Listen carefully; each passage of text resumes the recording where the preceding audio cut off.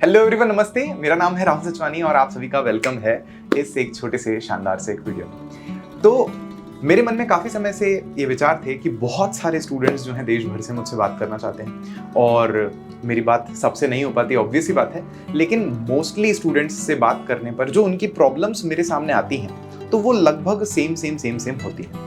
और फिर मुझे लगा कि क्यों ना हम कुछ ऐसे वीडियोस बना दें जो सबके लिए हेल्पफुल हों, केवल स्टूडेंट्स के लिए ही नहीं बल्कि देश भर में, दुनिया भर में जितने भी लोग खुद पर काम करना चाहते हैं, अपनी कमियों पर काम करना चाहते हैं और एक बेहतर इंसान बनना चाहते हैं, तो उन सब के लिए ये काम के साबित हो सकते हैं। क्योंकि सभी स्टूडेंट्स को मैं लगभग सेम ही सॉल्यूशंस दे रहा हूं, तो उन सॉल्यूशंस को हम रिकॉर्ड ही करने वाले हैं एक शानदार तरीके से। और आई प्रॉमिस यू कि ये जो वीडियोस की सीरीज होने वाली है ये ह्यूमन ट्रांसफॉर्मेशन कर सकती है, क्योंकि इन्होंने मुझ पर काम किया है, इन सॉल्यूशंस ने मुझ पर काम किया है और मैंने ऐसे सक्सेसफुल एग्जांपल्स देखे हैं जिन पर ये सॉल्यूशंस काम किए हैं, तो वो आप पर भी जरूर से ही करेंगे।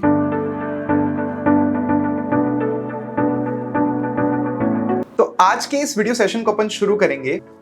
साधु ऐसा चाहिए जैसा सूप सुभाए, सार सार को गही रहे, थोथा दिए उड़ाए।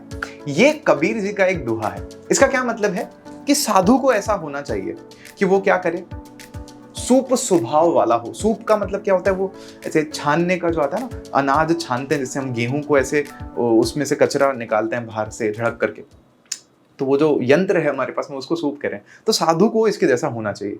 क्या मतलब है कि वो क्या करे, सार सार को ग्रहण कर ले और जो थोथा कचरा जो है ना, फालतू का ज्ञान, उसको उड़ा दे।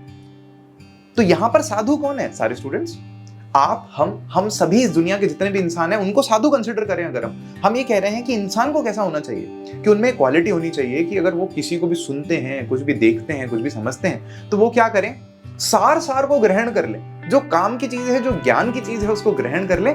और अगर कुछ सीखने को मिल रहा है तो सीख ले, फिर वो भले ही कोई सिखा रहा हो, आपका दुश्मन ही क्यों ना आपको सिखा रहा हो, लेकिन अगर वो कुछ अच्छा सिखा रहा है तो आप उसे सीख लो।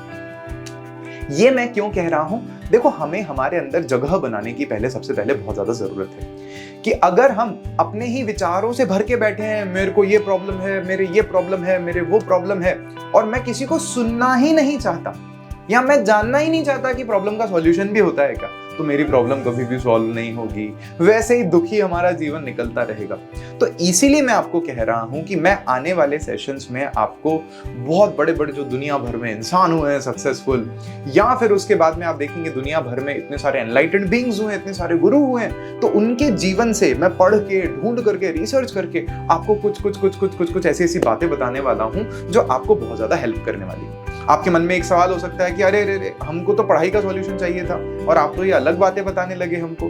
तो देखिए, बात दरअसल ये है, पढ़ाई में सबके पास में सेम प्रेशर है। जैसे आप जिस भी क्लास में हो, जो भी कंपटीशन एग्जाम के लिए आप तैयारी कर रहे हो, प्रेशर सबके पास में सेम है। बस बात यह है कि कुछ स्टूडेंट्स उस प्रेशर को अच्छे से झेल लेते हैं, उसको अच्छे से हैंडल कर लेते हैं, मैनेज कर लेते हैं स्मूथली, कुछ स्टूडेंट्स नहीं कर पाते हैं। तो बात यहाँ पर यह है कि हम उस प्रेशर को, उस मेंटल एग्जॉशन को, उस एक्सर्शन को, उस थकान को कैसे मैनेज करें। तो उसके लिए हमें हमारे जीवन को स्मूथ करने की जरूरत है ताकि टेंशन कम हो, हम बहुत अच्छे से कर पाए काम को।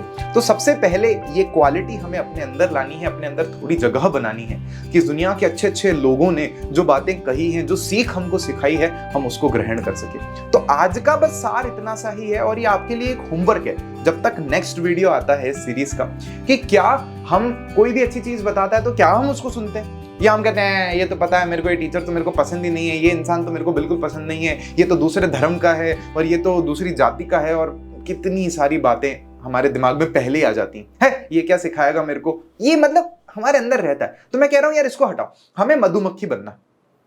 मधुमक्खी का क्या काम है? वो उड़ती है, फूल पे बैठी, अपना रस उठाया, उसने अपना जो भी निकालना था उसको रस वो निकाला और उड़ गई। उसको मतलब नहीं बहुत ज्यादा फूल से। यानी मक्खी कैसी होती है? मक्खी हर कचरे पे, कहीं पे भी जाकर के बैठ जाती है। तो हमें क्या बनना है? हमें मधुमक्खी बनना है, जैसा कबीर जी बोल रहे हैं हमको कि हमें अपना अच्छा ज्ञान लेना है और आगे निकल जाता है। तो इसको खत्म करेंगे एक एग्जाम्पल के साथ में, कि जब कहते हैं भगवान राम ने रावण को मार दिया था, है ना, तीर से लगा के उसको मार दिया था।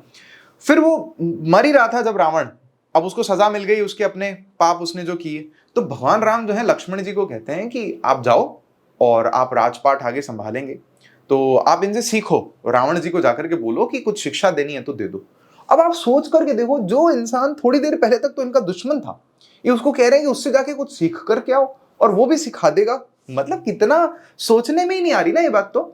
लेकिन हैरान कर देने वाली बात ये है कि लक्ष्मण जी गए थे और रावण जी से बात हुई, और अब वो दुश्मन नहीं थे। क्योंकि ऐसा होता है ना कि काफी बार एक दूसरे को बहुत बुरा बुरा कह देते हैं, ये हो जाता है वो हो जाता है, लेकिन फिर बाद में रियलाइज होता है कि नहीं यार ठीक है ना, अब जो हो गया सो हो गया, गलती हो गई, गलती मान ली हम लोगों ने, और उसको सजा भी मिल गई उस इंसान को, तो अब वापस से नॉर्मल हो जाना ज्यादा बेहतर है।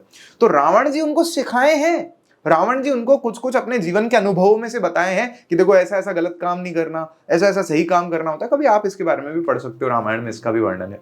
तो कितना सुंदर है। मतलब हम इतना अगर नहीं जा सकते तो कम से कम ये तो कर सकते हैं कि कोई अगर हमें कुछ सिखा रहा है तो हम सीखने की कोशिश करें। कुछ अच्छा अगर हमें जानने को मिल रहा है तो जानने की कोशिश करें। इसी सिलसिले में, इसी सीरीज में मैं आपको बहुत कुछ दुनिया के एक्सपर्ट्स से ला करके बताने वाला हूँ। मिलते हैं नेक्स्ट वीडियो में।